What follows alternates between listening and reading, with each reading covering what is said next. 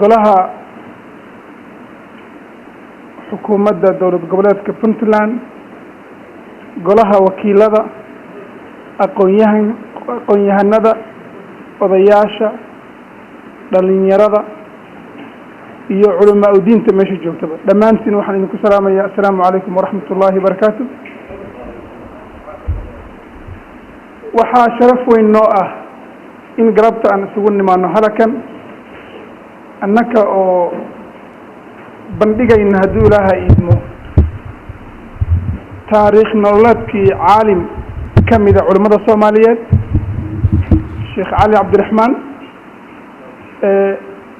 farxaddaas mid la mid ah waxa weeye inuu maanta nala joogo galabta inuu halkan nala joogo aw jaamac Cumar Ciise oo ah qoraa taqaanaan in badan oo dadka Soomaaliyeed ka mid ah ay ku xasuustaan waxyaabo badan oo kala duwan.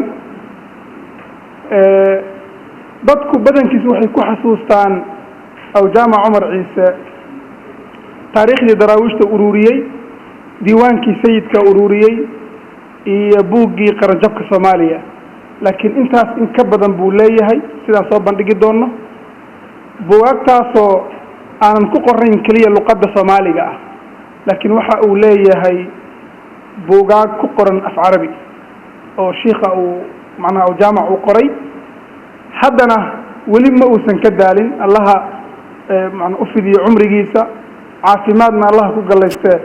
haddana weli ma uusan ka daalin inuu qoraalkii iyo macnaha inuu asteeyo taariikhdii geeska Afrika oo buugga hadda ugu weyn oo hadda uu wadaa waa buugga taariikhda geeska Afrika oo ilaa hadda uu marinayo 1200 oo page. weli buug soo baxay ma aha, waa buug uu gacanta weli ku hayo.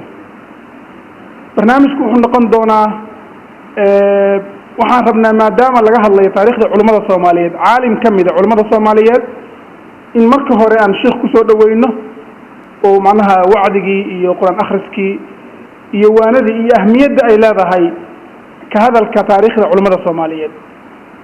kadib waxaan ku wareejinaynaa qoraa ka mid ah macnaha akhriye ka mid ah soo akhriyay buugga oo aan filayo inuu asagana comments buugga uu ka bixin doono kooban.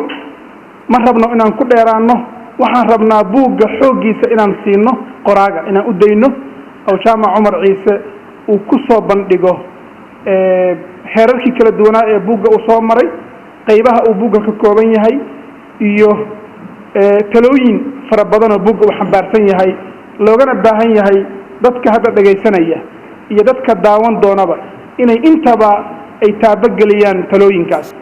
marka hore waxaan ku soo dhaweynayaa Sheekh Maxamuud Xaaji Yuusuf. فليتفضل.